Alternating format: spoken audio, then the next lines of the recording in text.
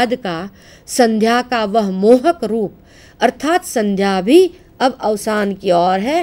रात्रि निशा अपना पूरा प्राकृतिक परिवेश लेकर नीचे उतर रही है।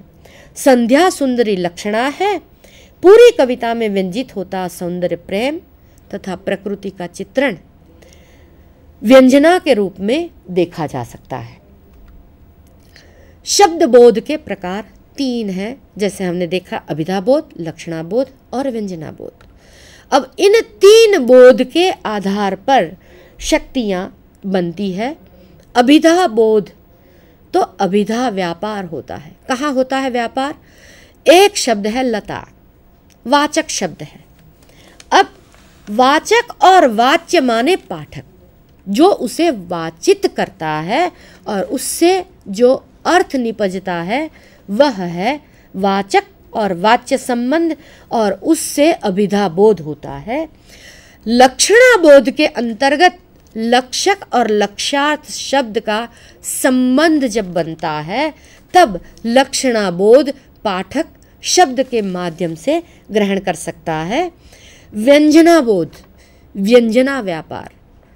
आगे हमने देखा उदाहरणों के माध्यम से कि अभिधा माने सीधा साधा अर्थ देने वाली शक्ति, लक्षणा उससे कुछ विशिष्ट अर्थ देने वाली शक्ति।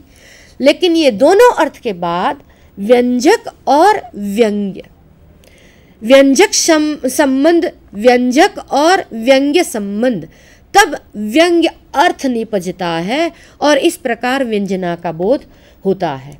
अब अभिधा लक्षणा व्यंजना का परस्पर भी एक संबंध है, जिसके बहुत महत्वपूर्ण मुद्दे आपके सामने रखे गए हैं। देखिए, व्यंजना अभिधा एवं लक्षणा दोनों पर आधारित होती है, क्योंकि व्यंजना तक पहुंचने के लिए किसी भी पाठक को अभिधा और लक्षणा से गुजरना पड़ता है।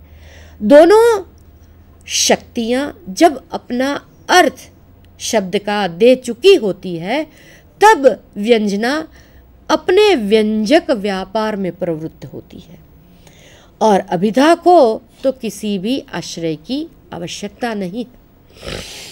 लक्षक शब्द वाच्यार्थ के साथ नहीं आते, उसके अर्थ दे देने के पश्चात ही व्यंजना अपना काम करती है, और व्यंजक शब्द वाचक एवं लक्षक दोनों में से किसी के भी साथ आता है, अकेला कभी नहीं आता, क्योंकि वह अकेला संभव ही नहीं है। कुल मिलाकर एक टेबल, जिसे हम चार्ट कहते हैं, कि अभिधा शब्द शक्ति जब वृत्ति है, वो शक्ति है, तो वो कैसे बनती है, तो उसका पूरा चार्ट यहाँ आपके सामने रखा है। केवल ये जानकारी के रूप में वाचक, वाच्यार्थ, वाच्य वाचक व्यंजना व्यापार, और उससे बनती है अभिधा मूला व्यंजना। और लक्षणा, लक्षक लक्ष्यार्थ और उससे बनने वाले व्यापार, जिससे बनती है लक्षणा मूला व्यंजना। और व्यंजक व्यंग्यार्थ और व्यंजक व्यंग्य व्यापार के कारण व्यंजना शक्ति बनती है। तो इस प्रकार अभिधा का विवेचन अगर हम देखें तो हमें इन मुद्दों को ध्यान में रखना है। शब्द बोध की दिशाएं क्या है, परंपरागत उदाहरण के माध्यम से मुख्यार्थ एवं अभिधा, अंतर की सूक्ष्मता और अभिधा के प्रकार।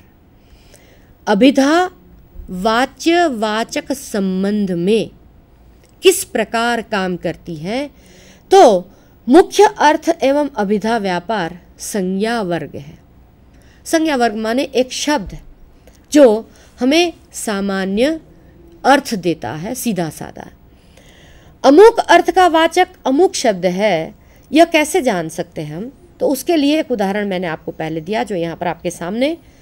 दिवस का अवसान समीप है में अवसान का अर्थ डूबना होता है, सूर्य का डूबना। सूर्य उगता है, सूर्य डूबता है, और तत्पश्चात वो अपनी क्रिया के माध्यम से दिवस से रात होती है, ये अर्थ बनता है। ये संकेत निर्मित कैसे होते हैं, तो उसका हम निर्माण करते हैं। अभिधा और वाच्यवाचक में संबंध की बात जब करते हैं, संकेतों का निश्चितीकरण कैसे किया जाए। जब हम कोई शब्द लेते हैं तो तादात्म्य के आधार पर ये होता है। उदाहरण के माध्यम से देखें, एक थाल मोतियों भरा, मोती उससे एक न गिरा। सीधा सादा अर्थ अगर हम लें कि पूरी थाली में हम मोती बिछा दें और उसको थाली को उल्टा कर दें अभिधा के संबंध में, तो वह गिर जाएगा, सीधा सादा अर्थ है। लेकिन लक्षक अर्थ की बात करते हैं, अभिधा और वाच्यवाचक अर्थ की बात, तो वहाँ पर वो प्रतीकात्मकता भी हम देख सकते हैं कि आकाश है, थाली उल्टी है, तारे उसमें लगे हुए हैं, फिर भी एक तारा उसमें से गिरता नहीं। तो वहाँ पर वाच्यवाचक संबंध है। और पदार्थ को अगर हम उद्दिष्ट कर दें, शब्द जैसे गाय देखकर हम कहें कि गाय खड़ी है, अर्थात वही शब्द कि गाय खड़ी होने की क्रिया और क्रियापद है। तो इस प्रकार ये सामान्य बात है। अभिधात्मक रूप में शब्द बोध की दिशाएं अगर हम देखें तो उदाहरण के माध्यम से वीणा वादिनी वरदे, मुख्य अर्थ है उसका वीणा बजाने वाली और लक्ष्य अर्थ है सरस्वती। निराला का उदाहरण है नवगति नवलय ताल छंद, तो यहाँ पर व्यंग्यार्थ जो है, मुख्य अर्थ है संगीत का बोध, परंतु व्यंग्यार्थ की बात जब हम करते हैं तो वहाँ गति लय ताल छंद किसके संदर्भ में, संगीत के संदर्भ में नहीं है, परंतु एक नवरचना, देश की नवरचना, स्थान की नवरचना, उसके संदर्भ में ये सारे उपकरण का प्रयोग, ये उसका लक्ष्यार्थ है और व्यंग्यार्थ है। परंपरागत उदाहरण के माध्यम से भी अगर हम इसे देखें तो अभिधा के अर्थ में गंगायाम घोषः, गंगा के प्रवाह में घोष माने नेस, जो नेस अहिरो का, कुम्हार का और कुनबे होते हैं उसके, उसका अर्थ है। जब लक्षणा की बात करते हैं तो गंगा के तट पर नेस, नेस माने घर, घर जो स्थायी नहीं अस्थाई है। लेकिन क्या हम ये सोच सकते हैं कि गंगा के तट पर जब गंगा का प्रवाह चौड़ा होता है तो वहाँ पर घर संभव है? एक प्रश्नार्थ है, लक्ष्यार्थ जरूर है वहाँ पर। और व्यंजना की बात करते हैं तो गंगा में, गंगा तट पर नेस में गंगा में होने वाले विभिन्न बोध अर्थात लक्षणा की नींव पर अब गंगा की व्यंजना क्या क्या है, तो पवित्रता है, ठंडक है, शीतलता है, रम्यता है और स्थान विशेष अर्थात जल एवं मिट्टी एवं घास की उपस्थिति। इस प्रकार मुख्यार्थ एवं अभिधा की बात हमने देखी। मेरे एक बहुत अजीज दोस्त भी आज मेरे साथ है। शब्द शक्ति ऐसा विस्तृत एक अंग है काव्य शास्त्र का, साहित्य का, जिसकी तह तक जाते जाते शायद 1-1.25 घंटा भी हमारे लिए कम हो जाता है। इसलिए यहाँ पर मैंने अभिधा की बात कर दी है, अभिधा का विस्तार भी दे दिया है, परंतु मेरे मित्र जो है वो इसी अंग के साथ जुड़े हुए कुछ साधनों की बात करेंगे और वो भी शास्त्रीय ढंग से करेंगे। तो मैं रेणुका बहन, आप भी शब्द शक्ति जो है उसके कुछ अछूते अंग जो रह गए हैं उसकी आप यहाँ पर चर्चा करेंगे। बिल्कुल। आइए नैना बहन, नमस्कार मित्रों। नैना बहन ने शब्द शक्ति की बात की। काव्य शास्त्र का एक बहुत सुंदर वाक्य है, शब्दार्थो सहितो काव्यम, जहाँ शब्द भी है और अर्थ भी है। अर्थ रहित शब्द की कोई महिमा नहीं है।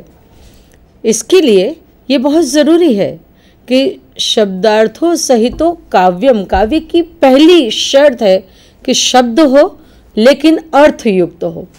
और वो अर्थयुक्त कब बनेगा और उसकी अर्थवत्ता किससे बनती है? जैसा कि मेरी सखी ने ये बात की, मेरे मित्र ने ये बात की कि शब्द शक्ति है जिसमें अभिधा है, लक्षणा है, व्यंजना है, वह जब काव्य शास्त्र में छंद और अलंकार के रूप में आती है तो विभिन्न अपनी अर्थ छटाओं के साथ हमारे सामने उपस्थित होती है। यहाँ आज मैं आपके समक्ष छंद और अलंकार की चर्चा करना चाहती हूँ। छंद, जहाँ तक बात यह है कि प्राचीन काल में काव्य की रचना पद्य में ही होती थी, इसलिए लोग ये समझते हैं कि पद्य अर्थात काव्य। वास्तव में एक ऐसा वाक्य भी काव्य युक्त हो सकता है, काव्यमय हो सकता है जो अलंकार युक्त हो। अलंकार युक्त वाक्य पद्य होता है। कभी कभी कुछ लोगों की भाषा शैली इतनी खूबसूरत होती है कि हम उसमें डूब जाते हैं और हमें ऐसा लगता है कि पद्य था या गद्य था। तो सबसे पहले हमें ये मालूम करना चाहिए कि पद्य हम किसे कहते हैं। तो मित्रों, हम व्याख्या देखते हैं। आपके स्क्रीन पर देखिए कि पद्य की परिभाषा क्या है। पद्य की परिभाषा काव्य शास्त्र में कुछ इस तरह से दी गई है, ध्यान रखिएगा। जब मात्रा, वर्ण, संख्या, विराम, गति या लय तथा तुक आदि के युक्त से रचना होती है तब उसे पद्य कहते हैं। पद्य एवं छंद वास्तव में क्या है? जिस शास्त्र में पद्य रचना के नियमों, पद्यों के नाम, लक्षण भेद आदि पर विचार किया जाता है उसे छंद शास्त्र कहते हैं। मित्रों, आपको मालूम है कि छंद शास्त्र की पहली रचना किसने की? हम छंद को पिंगल भी कहते हैं।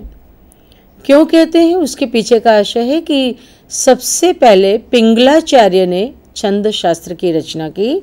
इसलिए याद रखना कि छंद शास्त्र के आद्याचार्य कौन है, तो आपको ज़रूर ये मालूम होना चाहिए कि पिंगलाचार्य यानी कि आचार्य पिंगल, पिंगलाचार्य अथवा आचार्य पिंगल छंद शास्त्र के प्रवर्तक थे, प्रणेता थे, जिन्होंने हमें प्रथम ग्रंथ दिया।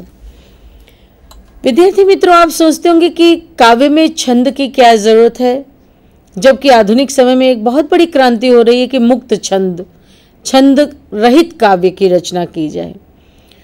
छंद की बहुत ज़रूरत है, वो इसलिए कि छंद से रची गई रचना चिरकालीन होती है। आपने बचपन में जो कविताएं पढ़ी होंगी, हिमाद्रि तुंग श्रृंग से प्रबुद्ध शुद्ध भारती, स्वयं प्रभा समुज्ज्वला स्वतंत्रता पुकारती, आप देखिए कि उसके अंदर एक लय है। आप उसके अंदर धीरे धीरे धीरे वीर रस तो है, बढ़े चलो बढ़े चलो बढ़े चलो बढ़े चलो। क्या है वो? क्यों आपको याद हो गई? और क्यों आधुनिक कविताओं की पंक्तियों को याद करने में हमें कठिनाई होती है और हम उसका सारांश कहते हैं? निश्चित ही छंद के साथ वो कविताएं लिखी गई थी, छंद के नियमों के साथ लिखी गई थी। इसके कारण वे चिरंजीव हुई। प्राचीन कविताएं, प्राचीन श्लोक, कनक कनक ते सोगुनी, बिहारी आज भी लोगों के मुख पर है, रहीम आज भी लोगों के मुख पर है। क्या बात है? क्योंकि वो छंदों में है, दोहा है, विविध छंदों में रची गई रचनाएं हैं, इसलिए उनका चिरकालीन अस्तित्व आज भी है। और मित्रों, हमें ये जान लेना चाहिए कि छंद किससे कहते हैं। तो छंद की उपयोगिता आपने देख ली, छंद किसे कहते हैं। तो आप अपने स्क्रीन पर देखिए कि छंद के अंदर जो आवश्यक तत्व है वो सबसे पहला तत्व है मात्रा, दूसरा तत्व है वर्ण, तीसरा तत्व है क्रम, चौथा तत्व है यति, पांचवा गति और छठा है पद, पाद या चरण। याद रखिए, पद, पाद या चरण, ये प्रत्येक छंद में लगभग पद 4 होते हैं, उससे ज़्यादा हो सकते हैं, लेकिन कुछ 4 चरणों को 2 पंक्तियों में भी लिखा जाता है, जैसे कि दोहा चौपाई है, दोहा है, चौपाई है, सोरठा है, ये जो छंद हैं 2 पंक्तियों में लिखे जाते हैं, लेकिन उनके चरण 4 हैं, उसमें यति लगती है, इसलिए 2 पंक्तियों में लिखने के बावजूद वो आपको 4 चरणों में गिनना होगा।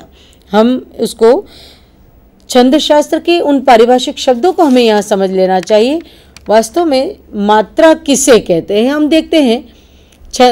तो मात्रा छंद के जो प्रकार हैं उसमें मात्रा इस तरह से आएंगी कि जब हम बोलने में जो समय लगता है, काल लगता है, उसको हम पहले समझ लें, फिर हम तुरंत अपने विषय पर आ जाते हैं कि छंद कितने प्रकार के हैं।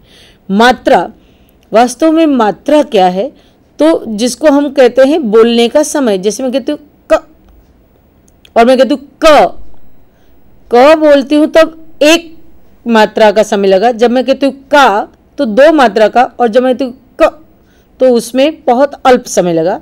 लेकिन उससे भी ज़्यादा संस्कृत में एक और स्वर है, ओ,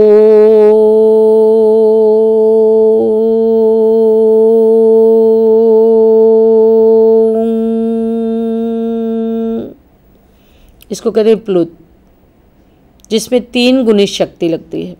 इसका मतलब है 1 गुणी शक्ति में ह्रस्व, 2 गुणी शक्ति में दीर्घ और 3 गुणी शक्ति में प्लुत। मित्रों, हिंदी में प्लुत स्वर चले गए हैं, अब प्लुत स्वरों का प्रयोग नहीं होता, मात्र ह्रस्व और दीर्घ स्वरों का ही होता है, जिन्हें छंद शास्त्र में ह्रस्व को लघु और गुरु को दीर्घ को गुरु कहते हैं। अब हम स्क्रीन पर देखते हैं छंद के प्रकार। छंद के 2 प्रकार हैं, वर्णिक और मात्रिक। मित्रों, हमने आगे भी कुछ कहा और वो आपको याद होगा कि आधुनिक समय में कुछ ऐसे रचनाकार हैं, ऐसे नहीं, आधुनिक समय में बहुत बड़ी क्रांति आई है। पंत जी और उसके बाद निराला ने मुक्त छंदों में काव्य की रचना की, जो बहुत प्रसिद्ध हुई। वो 2 टूक कलेजे के करता पछताता पद पर आता,